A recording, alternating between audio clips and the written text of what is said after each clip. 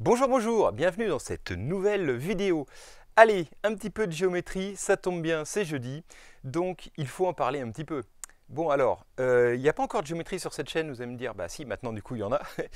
Et pourquoi donc? Ben en fait, la géométrie en licence de maths, il y en a, mais ça fait partie des choses que je n'ai pas encore enseignées. Et ce cours n'est pas du tout un cours de géométrie de licence de maths. Mais qu'est-ce qu'il raconte? Non, ce cours en fait est destiné principalement aux professeurs des écoles ou aux gens qui auraient besoin de réviser ou de revoir la géométrie de collège, d'accord? Qu'ils auraient complètement oublié. Donc voilà, moi j'ai été prof à l'UFM pendant 10 ans et j'ai enseigné ça de nombreuses fois et il se retrouve que là je suis amené de nouveau à l'enseigner aux futurs professeurs des écoles.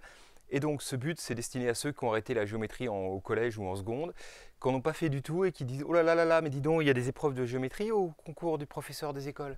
Ouïe ouïe ouïe. Et ben voilà, ce cours est là pour eux essentiellement. Bon après, n'importe qui s'intéresse a envie de réviser un petit peu de géométrie, et voilà, il y a des choses j'espère un petit peu rigolotes dedans, des exercices marrants, etc. Parce que ce qu'il faut bien comprendre, c'est que dire bah attends, des maths niveau collège, c'est pas maths adulte. Alors si, parce que les connaissances, les notations, les théorèmes sont des choses qu'on voit au collège.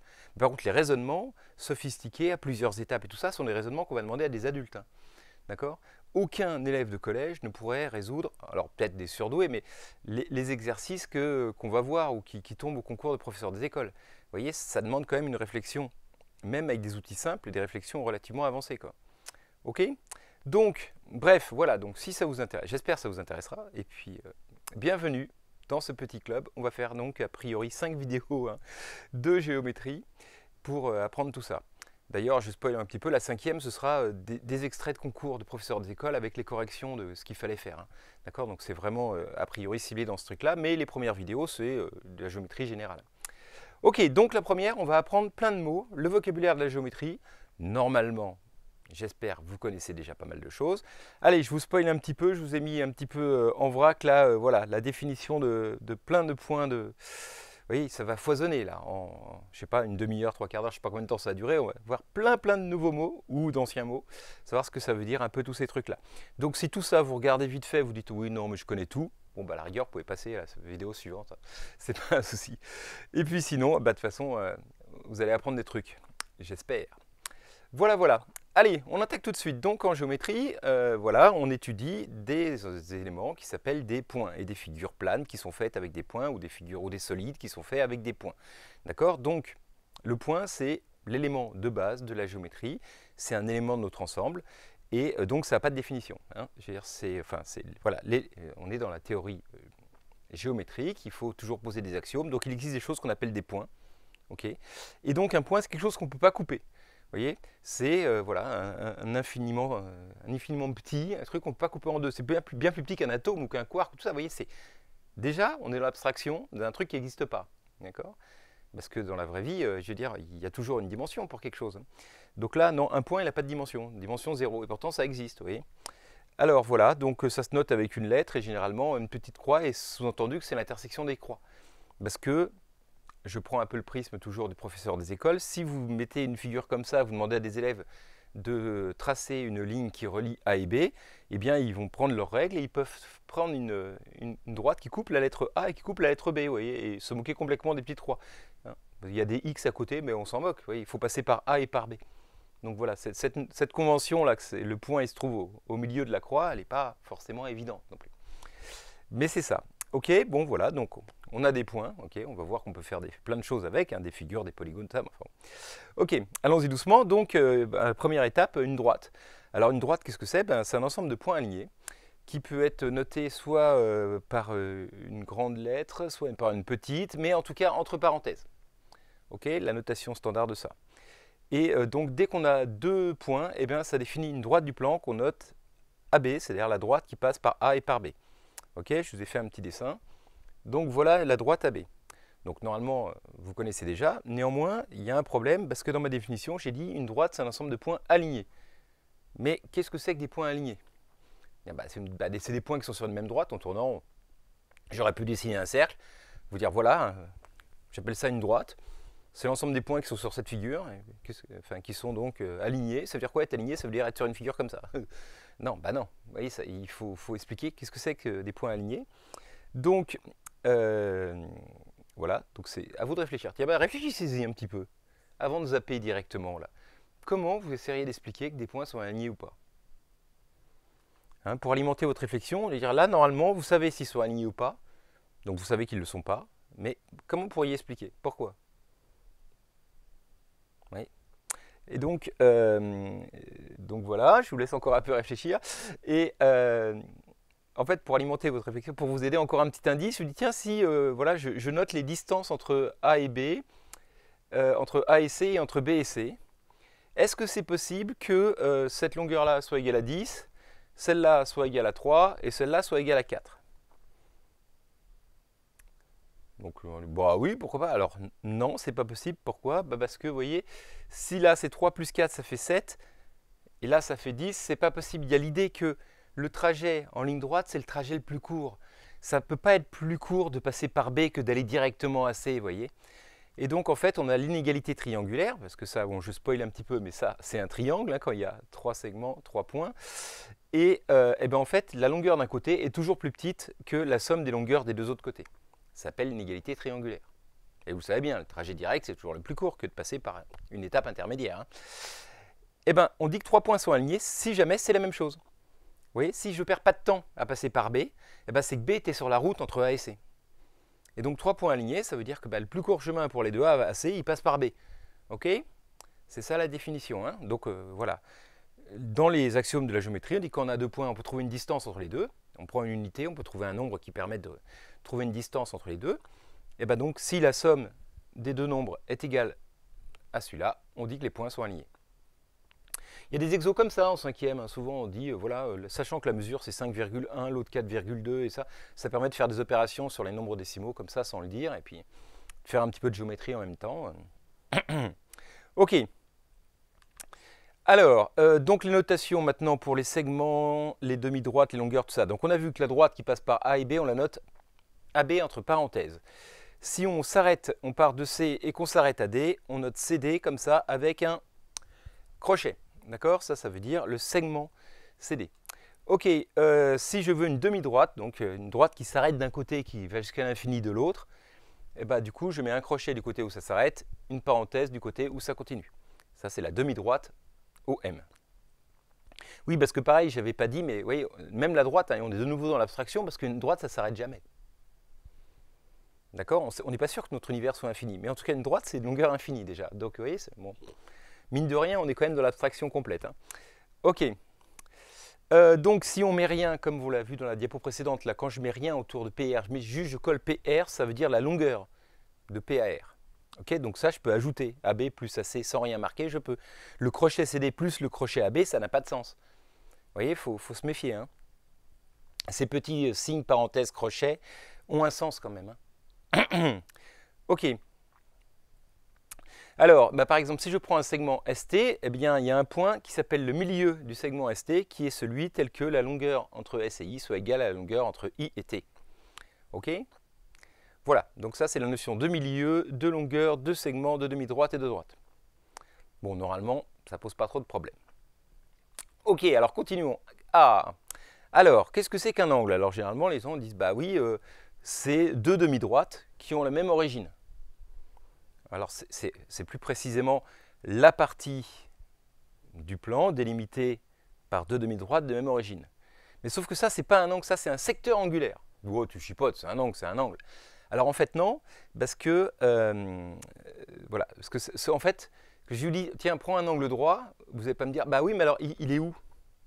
Quelle demi-droite faut que je prenne? Vous voyez ce que je veux dire? C'est un angle droit, bah c'est un angle droit, on peut le prendre n'importe où. En fait, ça c'est une partie du plan, c'est le secteur angulaire, et un angle, c'est en fait c'est tous les secteurs angulaires que je peux imaginer que si je les découpe, je peux les superposer, que ça fait la même chose, la même taille. Alors la même taille, c'est bizarre parce que c'est infini.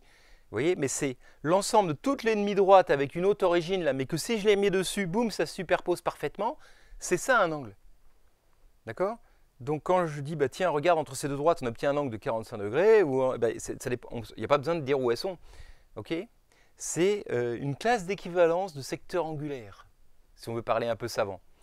Mais voilà, c'est juste, généralement, vous savez, un angle droit, c'est un angle droit. Pas besoin que ce soit horizontal, vertical. Enfin, il peut être comme ça reste un angle droit. Ok? Donc voilà, c'est une petite subtilité, mais déjà un angle, vous voyez, c'est une notion un petit peu pas si simple que ça, quoi. Ok, puis alors, dans les angles, il y a un autre truc qui est un peu subtil, c'est qu'est-ce que c'est que la mesure d'un angle. Donc on a la partie du plan, d'accord, le secteur angulaire, l'angle, c'est l'ensemble de tous les secteurs angulaires qui sont pareils, et la mesure, c'est un nombre qu'on associe à un angle. Un angle, un nombre. Un nombre, un angle, ok. Et donc, c'est un nombre avec une unité, parce qu'il y a plusieurs choix d'unités. Et comment on fait pour trouver une unité d'angle? Eh bien, en fait, on donne arbitrairement la mesure de l'angle plein. Ce qu'on appelle l'angle plein, c'est l'angle qui fait tout le tour, qui fait tout l'espace, le secteur angulaire qui fait tout le plan. Donc deux demi-droites, ok, c'est la même demi-droite, mais je fais le tour par l'extérieur.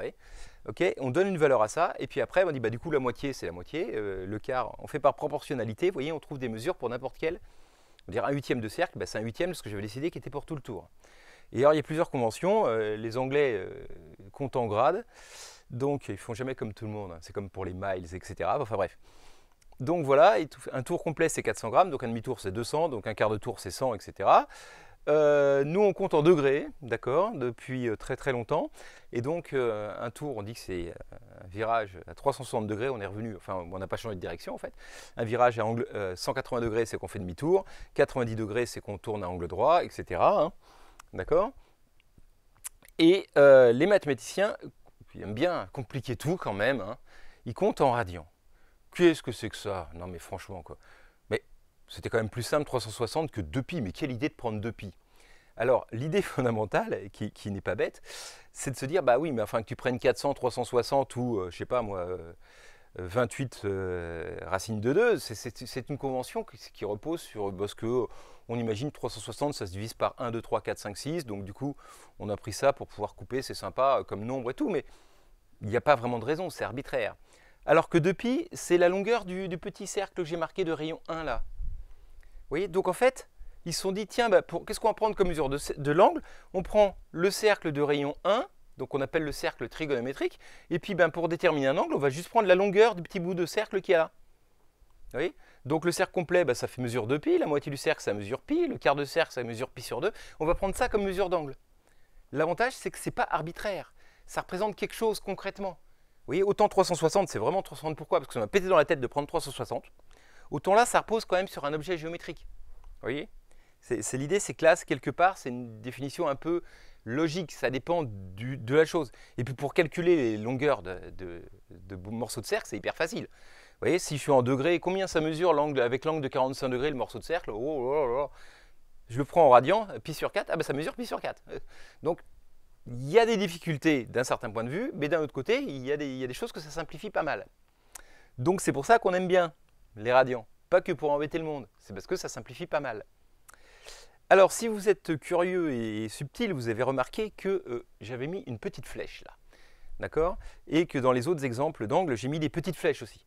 Parce qu'en fait, les angles, on peut leur donner un signe. Ça peut être pratique des fois, par exemple pour une rotation, dire est-ce qu'on tourne à droite ou à gauche, on va en reparler plus tard, mais est-ce que donc du coup, si on fait un angle de plus 45 degrés ou moins 45 degrés? Et donc ce sens-là, qui est le sens contraire des aiguilles d'une montre, par convention, les mathématiciens ont décidé que c'était le sens plus. Donc ça, c'est un angle de plus 180 degrés. Si j'avais fait dans l'autre sens, ce serait moins 180 degrés. Ça fait la même chose, d'accord? Plus 180, moins 180, c'est pareil. Mais plus 90 et moins 90, c'est pas tout à fait pareil. C'est-à-dire que d'un côté, ça fait ça, et l'autre, il fait ça. Vous voyez? Donc ça ne fait pas tout à fait la même chose.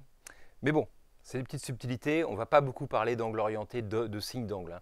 La plupart du temps, nous, on va prendre que les angles sans regarder le signe. Hein. Mais voilà, je veux juste vous signaler que ça existe, quoi.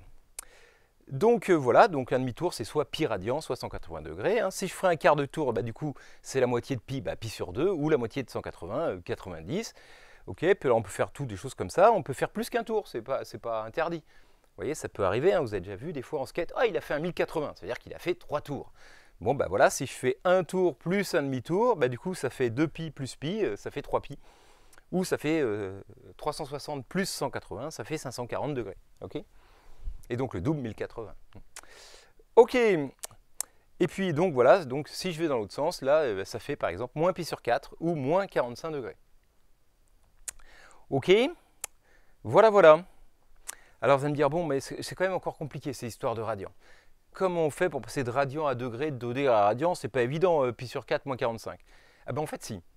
Ah bah non, on te dit c'est pas évident. Si, c'est évident. Bah non, non, pas évident. Alors, c'est évident quand on connaît le truc, que je vais vous donner tout de suite, parce que je ne suis pas un sadique. Alors, quel est ce truc? Ce truc, il consiste à mettre un petit tableau de proportionnalité, où vous allez mettre d'un côté les radians, en dessous les degrés, ou vous inversez, vous pouvez mettre dans l'ordre que vous voulez, c'est pas gênant, et vous allez mettre un angle que vous connaissez, par exemple pi, qui correspond à 180 degrés, ou 2 pi 360, comme vous voulez. Un angle que vous connaissez, ou 90 pi sur 2, enfin voilà, il faut en connaître un. Donc savoir par exemple que pi radian, c'est le demi-cercle, ça correspond à 180 degrés, ok, il faut juste se rappeler ça. Ce qui n'est pas très dur parce que c'est la longueur du morceau de cercle. Hein. Donc si vous connaissez la formule du périmètre du cercle, 2pi r, rayon 1, 2pi, tout ça, bon bref. Donc il faut se rappeler quand même que ça. Ok. Mais après, si vous vous rappelez de ça, tout le reste, c'est hyper simple. Alors j'ai mis plein d'exemples. Oh là là, si je prends l'angle pi sur 3, combien de degrés ça fait-il?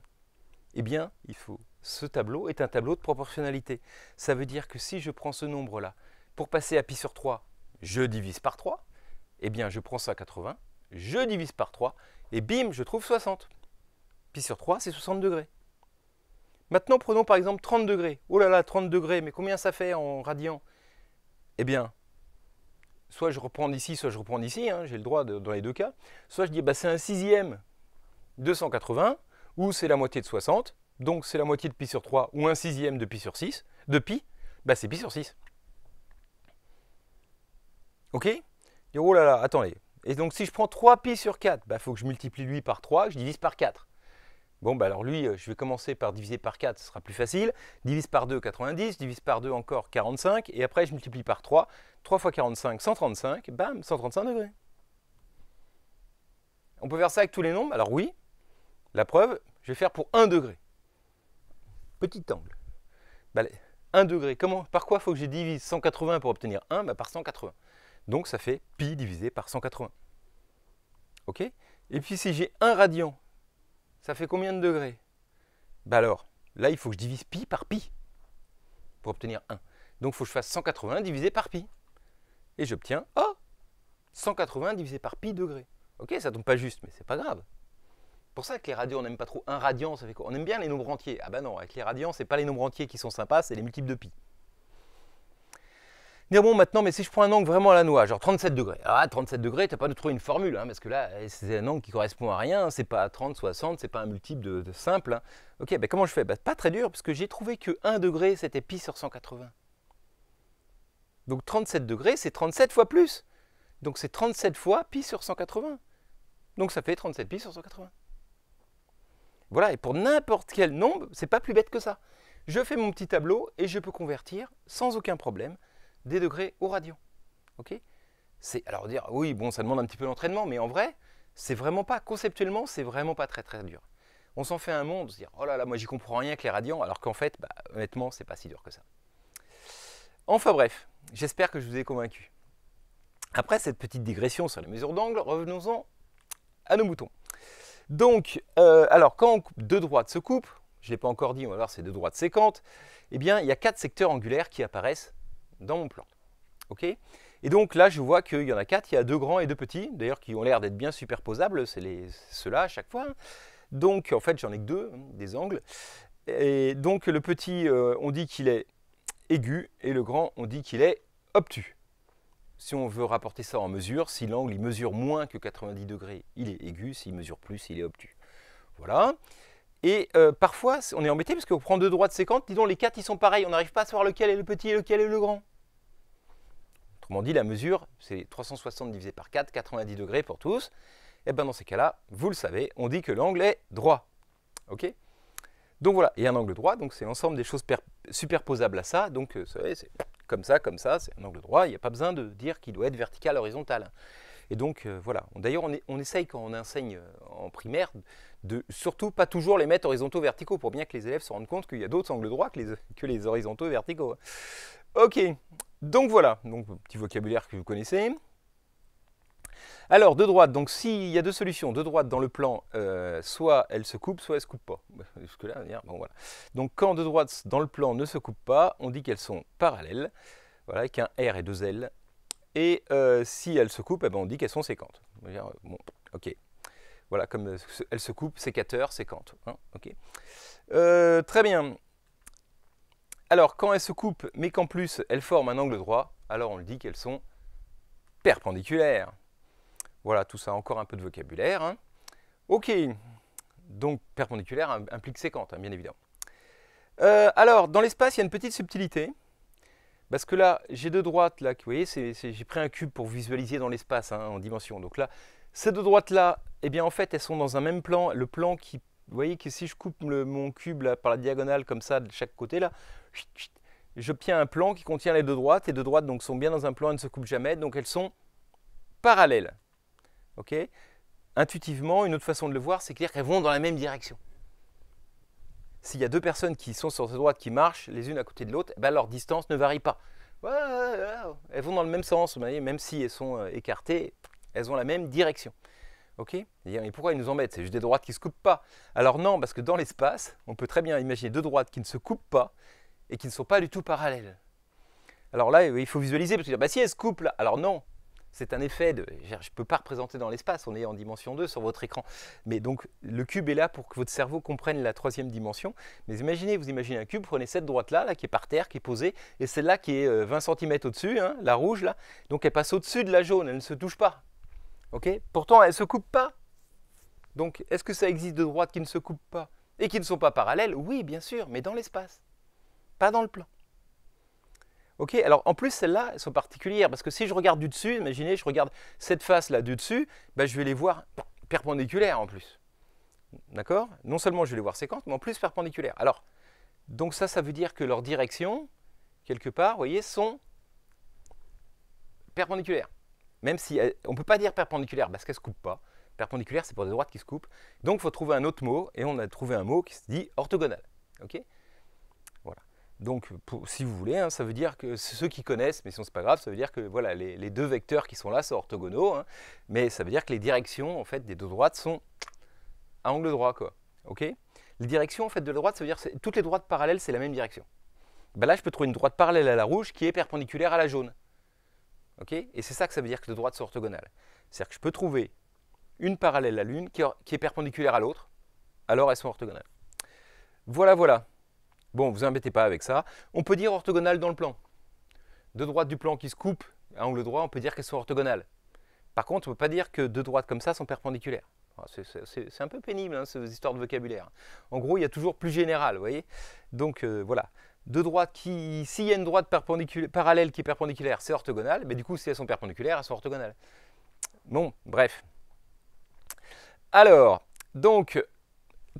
Nous sommes dans le cadre de la géométrie euclidienne qui a été fondée par notre ami Euclide il y a environ 2300 ans. Et donc il a écrit un livre qui s'appelle Les éléments d'Euclide, tout ça, qui était fort intéressant. Je ne l'ai jamais lu, mais il semblerait que ce soit fort intéressant de le regarder. Et donc il donne des règles fondamentales que doivent vérifier les objets dont on parle, les droites, les points, etc. etc. Et donc ce qu'on a déjà dit, hein, c'est dit, voilà, par deux points, il passe une droite et une seule. Ok ? Bon, pourquoi pas, hein, c'est les règles de géométrie qui passent. Et l'axiome qu'on dit, l'axiome d'Euclide, c'est par un point pris hors d'une droite, point, il passe une parallèle et une seule à cette droite. Alors pourquoi on insiste sur celui-là en disant que c'est l'axiome d'Euclide et qui fonde la géométrie euclidienne? Parce qu'en fait, on peut le changer. Je ne vais pas du tout en parler là. J'avais fait une conférence où j'en parle, mais si on change cette règle-là, on peut dire par exemple que si je prends un point en dehors d'une droite, il n'existe pas de droite parallèle à celle-là passant par ce point. Et en fait, on obtient une géométrie sur une sphère, par exemple. J'insiste pas trop, c'est la géométrie riemannienne, tout ça. Il y a d'autres géométries quoi, que la géométrie euclidienne. Donc nous, on reste la géométrie euclidienne qu'on voit au collège. Et on suppose, donc si on a un point et une droite, il passe une parallèle à cette droite passant par ce point. Ok? Voilà, elle est dessinée. Et alors, bah, rien que ça, on peut démontrer les trucs que vous savez sans doute déjà, et fort intéressant avec juste cette petite règle-là. On va le voir dans pas longtemps. Ok, alors, d'autres choses. Qu'est-ce qu'il dit? Ben voilà, si je prends une droite et un point, eh ben, je peux trouver une perpendiculaire et une seule, qui à cette droite, passant par ce point. Vous voyez, je cloque. On va apprendre comment la construire à la règle et au compas tout à l'heure aussi. Ok. Si deux droites sont parallèles, ben, toutes séquentes à l'une et séquentes à l'autre. Bah oui, voilà, hein. Si la bleue coupe la droite, elle coupe toutes les droites parallèles à elle-même. Ok? L'idée, c'est que vraiment que voilà, droites parallèles ont la même direction, deux droites qui n'ont pas la même direction, elles se coupent. Si deux droites sont perpendiculaires à une même troisième, alors elles sont parallèles entre elles. Ok? Donc ça, voilà, c'est pas non plus, c'est pas un truc de fou, mais ça veut dire que si je coupe un angle droit à une droite, bah, du coup, et l'autre aussi, bah, on est parallèles tous les deux. Ah, on se rencontrera jamais. Ok? D'accord? Donc ça, faut bien comprendre, parce qu'en fait, on peut généraliser, on va le voir à n'importe quel angle. Si on est tous les deux, on arrive quand on coupe une droite, on fait un angle de 45 degrés avec, tous les deux, bah, du coup, on est aussi parallèles. Vous voyez? C'est un cas particulier, l'angle droit. Ok? Alors, un petit peu de vocabulaire, s'il y a deux angles comme ça qui ont une demi-droite en commun, donc ils ont l'origine en commun et une demi-droite en commun, ok? Eh ben on dit qu'ils sont adjacents. Voilà, donc la mesure de deux angles adjacents, enfin la réunion des angles adjacents, c'est la somme des mesures des deux angles. Ok? Voilà, si bah, je prends deux droites qui se coupent et je prends les deux angles et je dis, bah, tiens, mais c'était le même là, hein, forcément, eh ben, ces deux angles-là, on dit qu'ils sont opposés par le sommet. Ok? Et donc, ils ont même mesure. Ça, normalement, vous devez le voir, hein, parce que si je retourne l'un, je tombe sur l'autre. Hein. Ok? Alors, deux angles comme ça. Là. Alors là, je prends deux droites rouges et une droite qui coupe les deux droites rouges. Ok? Donc, elle fait à chaque fois le même côté de la droite noire avec les mêmes côtés, enfin, par exemple, à chaque fois avant que je croise la rouge ou après, hein, donc ça, on appelle ça des angles correspondants. Ok? Et donc, ce que je vous disais tout à l'heure, vous voyez, c'est que si les deux angles correspondants, c'est les mêmes, si je coupe deux droites avec le même angle, ben, c'est que les deux droites, elles étaient parallèles. Ou plus précisément, je l'avais dit dans l'autre sens, j'avais dit si les deux droites rouges, quand elles coupent la noire, ça fait le même angle, c'est que les deux rouges sont parallèles. Ok? Ensuite, ben, au lieu de prendre les deux angles correspondants, j'aurais pu dire, tiens, j'ai une droite là qui coupe toujours deux droites.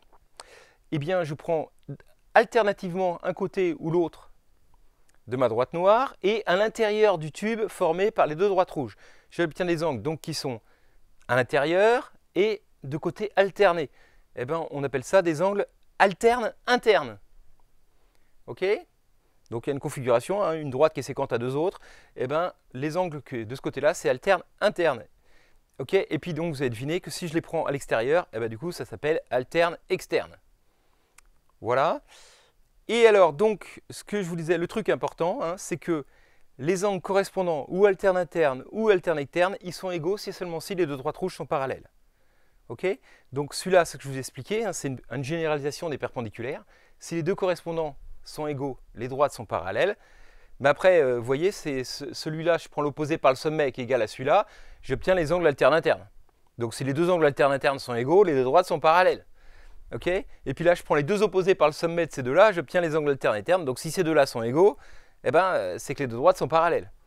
Okay? Donc c'est bien, hein, pour reconnaître, calculer des angles, etc. Voilà, cette histoire d'angle alterne interne, il faut absolument la connaître. Hein. Ok?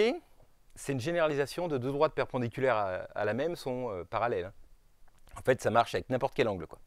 Tant que c'est le même angle, les droites sont parallèles. Ok. Alors voilà, donc maintenant on va voir une application. Je prends un triangle, je prends mon lemme d'Euclide, il me dit qu'il existe une droite parallèle à un côté passant par l'autre sommet. D'accord? L'autre sommet, bah, il n'est pas sur la droite. Là, il existe une droite parallèle au côté du bas passant par le sommet du haut. Bien, bah ouais, super. Et alors, bien, du coup, j'ai deux droites là qui sont coupées par un segment ici. D'accord? Et deux droites parallèles. Donc, les angles ici que je fais en violet et en orange, ce sont des angles alternes internes entre deux droites parallèles. Donc, ils sont égaux. Donc, le violet ici est égal au violet ici. Le orange ici est égal au orange ici, si vous avez suivi ce que je raconte depuis le début. Dire bon, d'accord. Et alors, bah, l'angle que j'ai qui fait de là à là, c'est 180 degrés. Vous voyez, j'ai fait un demi-tour complet. Hein. Si je pars de ce point-là, je fais là, hop, et je reviens ici. C'est un angle de 180.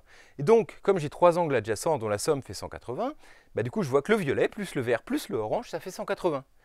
Le violet plus le vert plus le orange, ça fait 180.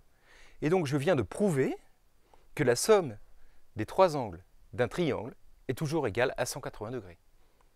Ce que je suis sûr que tout le monde savait. Mais entre le savoir ça et savoir pourquoi et comment ça se démontre, c'est pas la même chose. Vous voyez? C'est pour ça que si on fait de la géométrie sur une sphère, c'est plus vrai. Vous voyez que la somme des angles d'un triangle fait 180 degrés. Parce qu'on a besoin de cette propriété-là, qu'il existait une droite parallèle. Vous voyez, c'est des choses qui ont l'air complètement évidentes, mais en fait, non, il y a des règles de base et on en déduit des conséquences. C'est toujours comme ça en mathématiques. Okay, c'est pas n'importe quoi, c'est pas juste, bah oui, ça se voit et tout. Non. On prend des axiomes, on prend des règles, okay, et on voit ce qu'on peut faire avec. Et donc, dans géométrie euclidienne, la somme des angles d'un triangle fait toujours 180 degrés. Ok, super. Alors maintenant, un petit peu de vocabulaire sur le cercle. Donc, qu'est-ce que c'est qu'un cercle déjà, hein? Réfléchissez-y, tiens, mettez sur pause, dites, tiens, comment je définirais un cercle? Un ensemble de points qui vérifie quoi? Allez. Bon, alors, j'espère que vous l'avez fait. Sinon, c'est pour vous, hein, je dis ça. Enfin bref. Alors, donc, si on prend un point O du plan et R, un nombre positif, ok, même strictement positif, parce que j'ai pas envie que le cercle soit juste le point, mais enfin bon. Le cercle de centre O et de rayon R est donc l'ensemble des points M du plan, tels que la distance de O à M soit égale à R. Voilà, c'est l'ensemble des points qui sont équidistants de O. Autrement dit, une façon de tracer un cercle dans votre jardin, c'est de prendre un piquet, le planter, de prendre une corde, la tendre, et puis d'essayer de bouger en gardant la corde tendue. Vous allez dessiner un cercle parfait. Ok? Alors, voilà, donc un segment qui part du centre et qui va vers un point du cercle, ça s'appelle un rayon. Et donc, c'est aussi le même mot que la longueur de ce segment, qu'on appelle le rayon du cercle aussi. Petite confusion. On peut dire que le rayon, c'est le segment OA du cercle, c'est un rayon du cercle, et le rayon du cercle, c'est 5 cm. Ouais, c'est pile subtilité. Hein.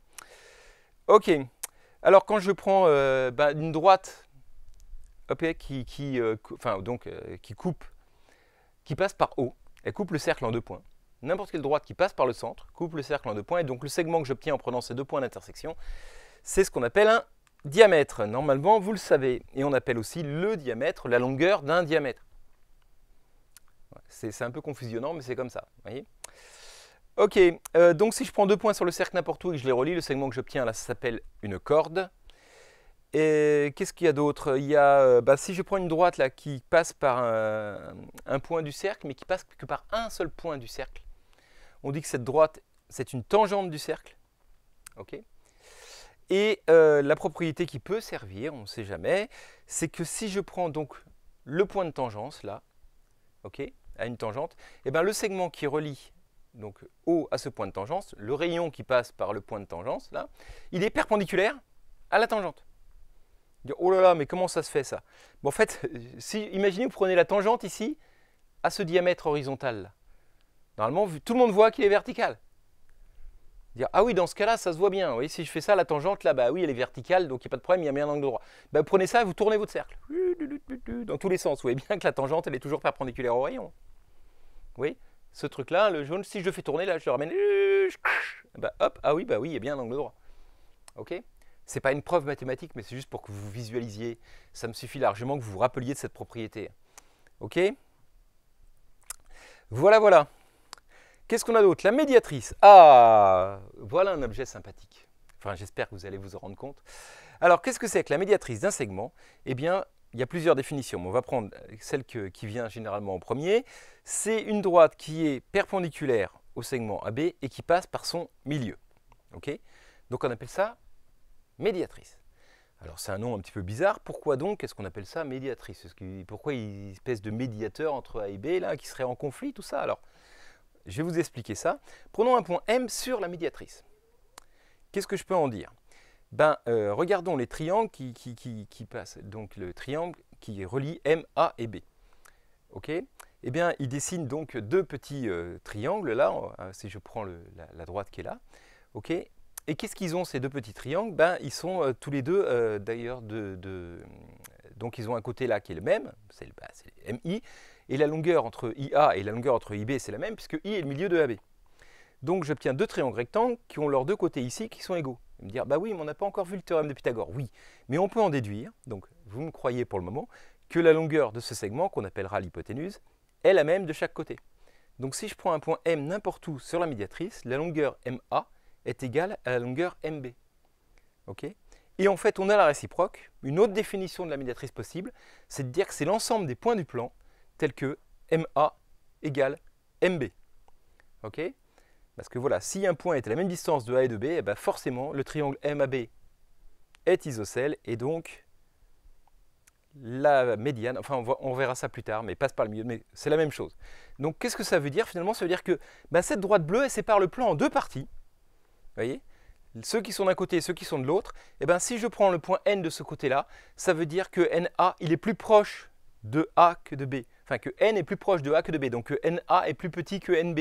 Et si je prends P de ce côté-là, c'est les copains de B. Il est plus proche de B que de A. Vous voyez, le plan, il sépare en deux parties, les copains de A, les copains de B. En gros, ceux qui sont plus proches de A que de B, ceux qui sont plus proches de B que de A. Et la droite, c'est donc ceux qui sont à égale distance. D'où cette notion de médiatrice. Vous voyez, c'est ça. Je sépare les copains de A des copains de B. OK? Et alors, une petite illustration de ce truc-là. La première étape, déjà, c'est comment on l'a fait. Imaginez, voilà, vous voulez tracer la médiatrice du segment AB et la contrainte que s'imposent les mathématiciens depuis très longtemps pour une raison obscure, c'est de ne pas utiliser l'équerre, parce que, soi-disant, c'est pas bien, je ne sais pas pourquoi. mais par contre, la construction des règles, enfin bref, se rajouter des règles pour faire des choses, c'est toujours une bonne idée. Curieusement, en art, moi je pense que la liberté, l'innovation surgit de la contrainte. Si on peut faire n'importe quoi, c'est beaucoup moins beau que si on écrit en alexandrin, par exemple, ce genre de choses. Bon, enfin bref, après on ne va pas discuter de là-dessus, hein, c'est philosophique et tout ça, Loulipo et compagnie, mais moi je pense que s'imposer des contraintes, c'est vrai quelque part de se donner des libertés aussi, de façon complètement contre-intuitive. Hein. Bon bref, donc nous, notre contrainte, c'est qu'on utilise la règle et le compas, la règle qui n'est pas graduée et le compas. Ok? Et donc on veut faire la médiatrice du segment AB. Alors comment peut-on faire? En fait, c'est pas bien compliqué. Je plante mon petit compas au point A. Je prends un écartement plus grand que la moitié du segment, mais l'écartement que je veux, mais suffisamment grand. Par exemple, l'écartement AB, mais ce n'est pas du tout obligé. Et je trace un morceau de cercle, enfin au moins deux petits bouts de cercle en haut et en bas. Okay. Je garde le même écartement de compas, important, et je plante en B et je trace, pouf, les deux morceaux de cercle passant par B. Okay. Par définition, le point que j'ai fait ici, il est à la même distance de A et de B. Parce qu'il est sur le cercle de centre B de rayon un certain R et sur le cercle de centre A de rayon le même R. Donc il y a la même distance de A de B et celui-là aussi. Ok? Alors j'aurais pu faire deux points différents avec deux écartements différents. L'important c'est de ne pas changer l'écartement entre ce trait-là et ce trait-là. Mais tant qu'à faire, autant faire les deux d'un coup. Hein. Stoc, stoc, et de l'autre côté, tac, tac, ça va plus vite. Et donc ce point-là aussi est à la même distance de A et de B. Donc ces deux points-là sont tous les deux sur la médiatrice de AB. Mais la médiatrice de AB, c'est une droite. Et si je connais deux points d'une droite, je peux tracer toute la droite, bim, simplement en les reliant. Donc vous voyez, c'est deux coups de compas. On peut faire, si on fait tout le morceau de cercle, on ne lève même pas, je claque, et un coup de règle, et on a travaillé la médiatrice. Ok? D'accord? Et succédemment, si on trace le segment après on a trouvé le milieu. Vous voyez? Parce que c'est la seule méthode, voilà, en tout cas la méthode la plus simple possible pour trouver le milieu d'un segment.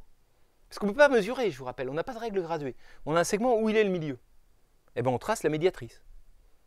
On fait comme ça, clac, clac, clac, clac.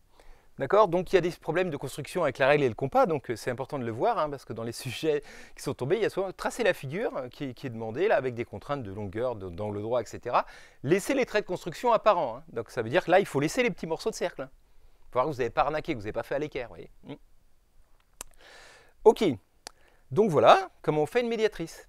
Et après, on peut faire des activités très rigolotes, en cycle 3 ou au collège, hein, par exemple à partir des médiatrices, parce que, si vous avez compris, les médiatrices, ça sépare ceux qui sont plus proches d'autres. Donc, prenons par exemple une ville comme celle de La Rochelle, et si on a les emplacements des antennes relais de téléphone, on peut faire la carte de savoir avec quel endroit notre téléphone se connecte à quelle antenne, en partant du principe que le téléphone se connecte toujours à l'antenne la plus proche. Vous voyez, en traçant les différentes médiatrices de ces différents coupes de points, donc ça en fait un certain nombre, hop, on obtient ce superbe réseau.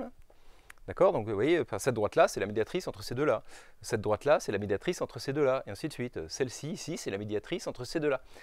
J'obtiens comme ça la carte de savoir si je suis dans cette zone-là, dans toute cette zone-là, mon téléphone se connecte avec cette antenne. Vous voyez, si je suis dans cette zone-là, il se connecte à celle-là, et ainsi de suite. Ok? Bon, les figures qu'on obtient comme ça s'appellent des diagrammes de Voronoi. Vous pourrez en trouver des très beaux sur Internet si vous voulez. Et voilà, ça peut être une activité assez rigolote. Vous n'êtes pas obligé de mettre autant de points que ça, mais vous pouvez trouver comme ça, voilà, faire travailler des constructions de médiatrices. Moi, je trouve que c'est assez rigolo de faire ce genre de choses. Donc, c'est juste des médiatrices qui permettent d'avoir la carte c'est comme ça, on peut faire de la géolocalisation. Enfin bref, j'insiste pas, mais vous voyez, c'est un objet super intéressant, la médiatrice, alors que c'est quand même relativement basique, quoi. Alors, allons-y. Donc maintenant, un des petits exercices pour vous. Donc je vous laisse réfléchir, mettre sur pause. C'est important que vous trouviez la solution par vous-même. Comme ça, c'est sûr que vous allez la garder. Et puis sinon, si vous ne la trouvez pas par vous-même, mais que vous avez cherché, quand vous allez la voir, vous allez beaucoup mieux la mémoriser. Hop, parce que je vous rappelle, c'est un truc pour vous, les futurs profs qui regardez ça, ou les futurs professeurs des écoles. Un élève, il retient un pourcentage, je ne sais pas, mais relativement faible de ce qu'il voit ou de ce qu'il entend. Il y en a qui disent qu'il retient plus de ce qu'il entend que ce qu'il voit, mais enfin bon. En gros, il retient 10-20% de ce que vous lui dites, de ce que vous voulez lui montrer, de ce qu'il entend, etc. Par contre, il retient 90% de ce qu'il fait, des activités. Tu te rappelles cette notion-là? Oh non. Mais très bien, on avait fait des constructions de machins de Lego. Ah oui, oui, je me rappelle. Vous voyez, on se rappelle beaucoup plus, notre cerveau se rappelle beaucoup plus ce qu'il a mis dans l'action, ce qu'il a fait lui-même, que ce qu'il a entendu et ce qu'il a vu. C'est un fait. Et donc, c'est pour ça que je fais en sorte de vous mettre en action. Et donc, faites cet exercice. Et à chaque fois, je ne veux pas le redire à chaque fois, mais quand je donne un exercice, mettez sur pause et faites-le. Ça sera 1000 fois plus utile pour vous. Ok? Donc voilà, donc on a une droite, on a un point M. Je veux que vous me traciez la perpendiculaire à la droite D passant par M. Et évidemment qu'il va falloir faire une médiatrice, on ne connaît que ça comme technique. Mais à vous de réfléchir. Voilà, donc j'imagine que vous l'avez fait. Et donc il faut que je trouve deux points dont la médiatrice passe par M. Ok, parce que je sais faire que ça pour faire des droites perpendiculaires. Donc il faudrait trouver un segment là tracé sur D, pour que ce soit perpendiculaire à D, dont la médiatrice est M. Mais si la médiatrice de ces deux points passe par M, ça veut dire que ces deux points sont à la même distance de M. Et donc je prends mon compas, je le pointe en M, et je prends un arc de cercle qui coupe la droite en deux points. Et bien les deux points que j'obtiens sont à la même distance de M. Donc M est à la même distance de ces deux points. Donc M est sur la médiatrice de ces deux points. Donc zoup zoup, je trace la médiatrice de mes deux points, pim pim, je relie, et hop, j'ai trouvé la perpendiculaire AD passant par M. Voilà, c'est relativement basique, mais c'est très très utile de savoir faire ça. D'accord? Parce qu'il y a des exos, on vous demande de construire des perpendiculaires comme ça, donc il faut savoir le faire. Juste une petite remarque, si M avait été sur la droite là, bah ça ne change rien. Je pointe en M et je fais un cercle et je coupe en deux points. Il sera à la même distance des points, donc il sera sur le milieu. Donc après, oui, ça ne change strictement rien si M était sur la droite D au début. Je pointe mon compas en M, pareil, je trace un bout de cercle et je fais la médiatrice des deux points que j'obtiens. Ok. Alors, la bissectrice maintenant. Donc on a vu la médiatrice, maintenant la bissectrice. Alors, la médiatrice, quelque part, c'est celle qui coupe le segment en deux. Et bien, la bissectrice, c'est celle qui coupe un angle en deux. Ok? Donc c'est la droite qui partage le secteur angulaire en deux angles égaux, deux angles adjacents de même mesure. Ok? Donc voilà, ça existe toujours, un angle, boum. En gros, si je veux le faire, vous voyez, si je veux les démontrer par une petite activité, bah, je découpe des angles dans des feuilles, je replie un côté sur l'autre, je déplie, j'obtiens la médiatrice, la bissectrice. Ok? Donc voilà. Alors, qu'est-ce qu'il a comme propriété intéressante? Parce que souvent, en mathématiques, pour faire des raisonnements, il faut que les objets aient plusieurs définitions qu'on puisse passer de l'une à l'autre. Vous voyez, la médiatrice, alors, je sais que, tiens, ce point-là, il a la même distance que lui, celui-là, il a la même distance que ces deux, donc ces deux points sont sur la médiatrice, du coup, cette droite passe par le milieu. Du coup, cette droite est perpendiculaire au segment. Inversement, cette droite, elle est perpendiculaire, elle passe par le milieu, donc cette longueur-là est égale à celle-là. Vous voyez, quand on a deux définitions, ça permet de faire des raisonnements. À chaque fois, on utilise une première qu'on repère sur la figure ou grâce à l'énoncé, on en déduit la deuxième, et du coup, on en déduit autre chose, et ainsi de suite. Et donc, c'est pareil, pour un point sur la bissectrice auquel les deux angles sont égaux, mais alors qu'est-ce que ça signifie? Une autre définition possible, c'est si je prends un point M sur la bissectrice, donc je regarde les deux angles, les deux triangles rectangles que j'obtiens en prenant un côté ici sur ce morceau d'angle, un côté sur ce morceau d'angle, et donc je fais un angle droit pour arriver à M. Il existe une droite perpendiculaire à cette droite passant par M, là aussi. Donc je trace ces deux petits segments là, j'obtiens deux triangles. Et de nouveau, je me rends compte que ces deux triangles, ils ont la même hypoténuse. Là, le grand côté est le même, c'est OM, c'est OM. Hein, okay, et donc on ne l'a pas encore vu, mais si l'hypoténuse est la même et les deux angles sont égaux, alors avec des petites formules de Trigo, de Cosadip, enfin bref, Cosat Socatoa, je sais pas, les deux angles, les deux longueurs ici sont les mêmes, ok? Donc là, on va admettre, si vous n'avez jamais vu tout ça, que les deux triangles là sont les mêmes, parce que de toute façon, comme je vous l'ai dit, si on replie, on trouve les deux mêmes triangles, vous voyez? Donc, et donc la distance entre M et cette droite-là, qui est donc la longueur de ce segment ici, perpendiculaire avec la droite, sont les mêmes. Okay, donc la bisectrice d'un angle AOB, c'est l'ensemble des points M qui sont à la même distance en fait des demi-droites OA et OB. Alors je ne l'ai pas dit, mais normalement c'est pas trop dur, mais c'est quoi la distance entre un point et une droite? Bah, c'est le plus court chemin entre ce point et cette droite. D'accord? Donc si je veux aller le plus vite possible de là à là, je prends le trajet perpendiculaire. D'accord? Normalement vous voyez ça, vous avez une rivière au loin, comment je fais pour être bien droite? C'est quoi le point le plus proche? C'est pas de partir par là ou de partir par là, c'est de partir perpendiculairement. Bon bah voilà, donc la distance, c'est la longueur de ce segment-là, qui est la même que la longueur de ce segment-là. Donc la médiatrice, c'était les points à la même distance des deux extrémités. La bisectrice, c'est les points à la même distance des deux côtés. Ok? Très bien. Alors, comment on fait notre bisectrice avec notre règle et notre compas? Comment on fait pour couper un angle par deux là, hein? On est là, oh là là, bah, j'ai ma règle, j'ai mon compas. Comment je fais? Je n'ai pas de rapporteur, hein, je n'ai pas le droit de mesurer l'angle et de mettre un petit point et de faire la moitié. Alors, bigre, comment je peux faire ça? Eh bien, je prends mon compas, je le pointe en haut, je trace un morceau de cercle. Bouf, comme ça. Ok? Bon, pourquoi pas? Donc, alors, soit je garde le même écartement, soit j'en change, mais attention, les deux étapes suivantes, je garde le même écartement de compas. Donc, je vais pointer ici, faire un morceau de cercle, et ici, faire un morceau de cercle, avec le même écartement de compas. Par simplicité, on peut garder le même que là. Et donc, j'ai tracé un bout de cercle, je garde le même écartement, je trace ici, boum, j'obtiens mes deux petits morceaux de cercle que voilà. D'accord? Le rose, là, hop, j'ai tracé. Le bleu, hop, j'ai tracé. Et boum, j'obtiens ce point-là. Et bien, je relie O avec ce point-là. Et j'obtiens la bisectrice. Alors, pour ceux qui voudraient, tiens, mais comment on peut prouver ça? Ben, en fait, si vous réfléchissez bien, la figure qui passe par ce point, celui-là, celui-là et celui-là, a ces quatre côtés de même longueur. Donc, c'est un losange. On va voir ça plus tard. Hein. Donc, cette droite-là est la bisectrice de l'angle. Mais bon, ok. Sinon, c'est pas grave. L'important, c'est de se dire, tiens, voilà comment je peux faire. Vous voyez, c'est pas très compliqué. Donc, vous avez une figure, il faut coupler un angle en deux. Bah, c'est pas très dur. Hein. Compas, clac, clac, clac, zim. 3 coups de compas et on trace. Ok? Alors, ensuite, qu'est-ce que c'est qu'un polygone? Alors, un polygone, ça vient du grec, poly qui veut dire plusieurs, et gone qui veut dire angle. Je l'ai dit, ouais, plusieurs côtés. Bah non. Pas de chance. Donc, ce sont des figures planes, donc des figures que je dessine dans le plan, hein, pas dans l'espace. Hein, d'accord? Fermées, bah, ça veut dire que ça revient au point de départ. Donc, constitué d'un nombre fini de points, d'accord, qui sont reliés par des segments que j'appelle des côtés.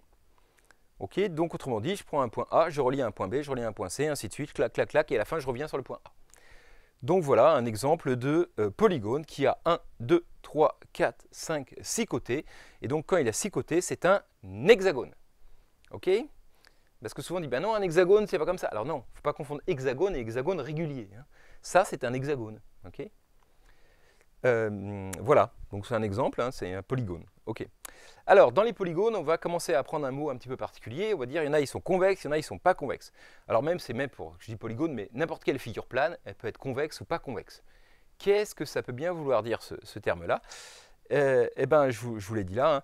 On dit qu'une figure, une partie de l'espace est convexe si quand je prends 2 points dans cette figure, alors tout le segment entre ces 2 points est complètement inclus dans la figure. Alors, exercice, à vous de reconnaître ceux qui sont convexes, ceux qui ne sont pas convexes. Pareil, pause, etc. Donc, ben voilà, celui-là, par exemple, il est convexe. Hein, je prends 2 points ici, n'importe où, dedans, tout le segment est dedans. Je n'ai pas réussi à trouver 2 points dont le segment sort de la figure. Vous voyez?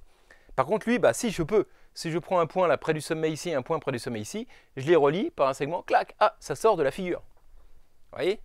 Donc ça, c'est pas convexe. Alors pour les autres, maintenant, bah, normalement, vous devez trouver assez rapidement que celui-là, il est convexe, celui-là aussi, celui-là ne l'est pas, et celui-là ne l'est pas. Hein, pourquoi? Vous voyez, si je prends un point comme ça, là, un segment qui va de là à là, ah, ça sort de la figure. Pareil, si je prends un point là et là, hop, ça sort de la figure. Ok? Donc voilà. Donc, c'est juste un petit peu de vocabulaire, parce que des fois, on va parler de quadrilatère convexe. Il faut savoir ce que c'est. Alors, maintenant, un polygone inscriptible, ça veut dire quoi qu'il soit inscriptible? Ces trois-là sont inscriptibles, par exemple. Qu'est-ce que ça peut vouloir dire? Inscrit, on peut écrire dessus. Alors non, inscriptibles, ça veut dire on peut les inscrire dans un cercle. Et les inscrire dans un cercle, ça veut dire mettre tous les sommets sur un cercle. Un rectangle, par exemple, c'est inscriptible. On peut toujours. Ouais, si je prends le point de rencontre des diagonales, eh ben, hop, il est à la même distance des 4 points, donc je peux trouver un cercle qui passe par les 4 points. On ne peut pas toujours. D'accord? Tous les polygones ne sont pas inscriptibles. Hein, okay, mais voilà, c'est un vocabulaire. On peut les inscrire dans un cercle. Hein, d'accord? Et pourquoi inscrire, ça veut dire ça? Je ne sais pas. Alors, les polygones réguliers, donc voilà, vous les connaissez, hein, triangle équilatéral, carré, pentagone régulier, hexagone régulier. Ça, je ne sais plus combien j'en ai mis, 8, hein, octogone régulier, et puis là, je ne sais pas combien j'en ai mis, 12, dodécagone, j'imagine.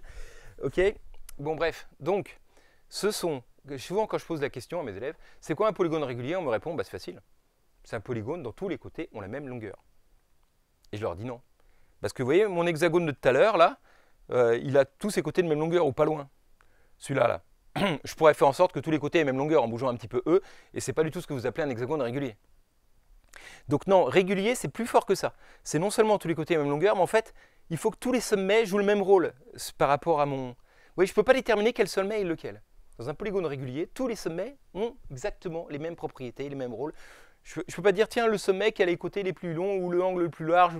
Non, ils sont tous pareils. Hein, je tourne, je ne vois pas la différence, vous voyez.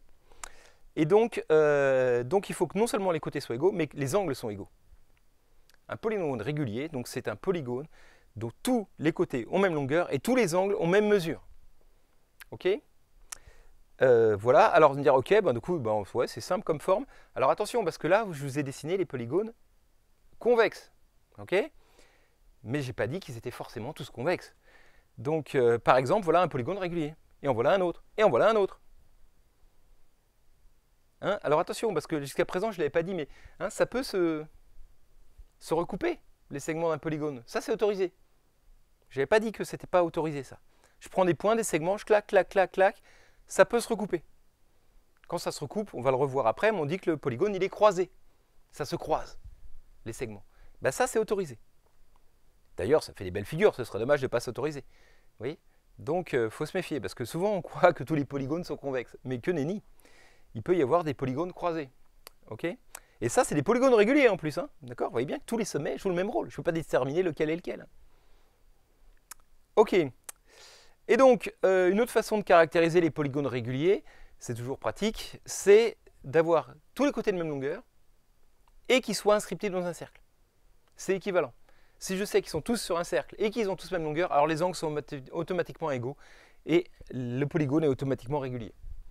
Ok? Eh bien, il nous reste maintenant à voir quelques petites transformations du plan. Alors, transformation du plan, ce sont donc des applications qui a un point du plan associé à un autre point du plan. Okay, il y en a quelques-unes qui sont remarquables et qu'il faut connaître. Donc la première, c'est la symétrie axiale. C'est-à-dire comment on trouve une figure? Par symétrie, on plie le long de la figure et pouf, tac, on obtient la même chose. On fait des activités comme ça hein, dès le cycle 2, hein, voire même dès le cycle 1. On met un petit peu de peinture, on plie la feuille, on appuie bien, on attend un petit peu, on rouvre. Oh, une figure symétrique, fantastique. Ok. Donc la symétrie axiale, ça conserve les longueurs, ça conserve les angles. Vous voyez, la figure, elle se ressemble beaucoup à celle-là. Elle est superposable, enfin, sauf qu'elle n'est pas vraiment superposable parce qu'il faut la retourner quand même. Vous voyez, c'est pas juste en la prenant et en la tournant, il faut quand même que je change de face. Bref, alors qu'est-ce que c'est que cette définition mathématique de ce truc-là? Comment je peux reconnaître ça sur une figure? Comment je peux dire, tiens, il y a une symétrie axiale? Eh bien, c'est pas bien compliqué. Hein. La symétrie axiale, donc, on dit aussi orthogonale. Pourquoi? Parce que les points, là, vous voyez, les points qui se correspondent, ils font des droites perpendiculaires ou orthogonales à la droite D. Donc la symétrie axiale d'axe D, on dit axe, on ne dit pas de droite. Ça, c'est énervant, par exemple. On pourrait dire une symétrie de droite D. Ben non, on a une symétrie d'axe D. Pourquoi tout d'un coup une droite, on appelle ça un axe? Ça, je ne sais pas. Je trouve ça complètement con, mais c'est comme ça. Donc voilà. On dit l'axe des abscisses et l'axe des ordonnées, et pas la droite des abscisses, pas la droite des ordonnées. Mon fils s'était fait engueuler une fois parce qu'il avait dit la droite des abscisses, mais c'est une droite, nom de Dieu. Il a dit, ah non, parce qu'il y a une petite flèche, il y a un sens, alors c'est pas la même chose. Voilà. Et là, il n'y a pas de sens, alors pourquoi on appelle ça un axe? C'est complètement con, ça m'énerve, mais bon, c'est pas grave, il y a des combats plus importants dans la vie. Bref, donc c'est la droite D, la symétrie d'axe D, c'est l'application donc qui a un point M associe le point M', tel que quoi? Tel que la droite D, ce soit la médiatrice de MM'. Autrement dit, la droite qui passe par le milieu de MM' et qui est perpendiculaire à MM'. Vous voyez? Donc à chaque fois, comment je fais pour trouver l'image d'un point là? C'est l'image de ce point-là, c'est quoi? Eh bien, je trace la droite perpendiculaire à AD passant par ce point. On a appris à le faire. Et après, je prends mon petit compas, là, au point d'intersection, je mesure la distance avec là, je trace, toc, et là où ça coupe, boum, voilà l'image du point. Ok? Comment je la construis? Avec la règle et le compas. Ok, donc voilà, deuxième transformation, une rotation. Ah là là là là, comment faut définir une rotation? Vous voyez, cette figure-là, hop, je l'ai tournée. Alors, pour définir une rotation, bah, il faut un centre de rotation, d'accord? Parce que c'est normal, parce qu'il faut savoir par rapport à quoi je tourne. Regardez, là je tourne, ok? Mais là je tourne aussi, mais pas par rapport au même point. Il faut définir par rapport à quelque chose qui tourne, mais par rapport à quel point? Vous voyez, on prend un centre quelque part, on prend une corde, on le fait tourner. Okay, le point, s'il est à l'intérieur, on tourne sur nous-mêmes, mais voilà. Donc il faut un centre de rotation et pour savoir de combien je tourne. Si je tourne de ça, c'est pas pareil que si je tourne de ça.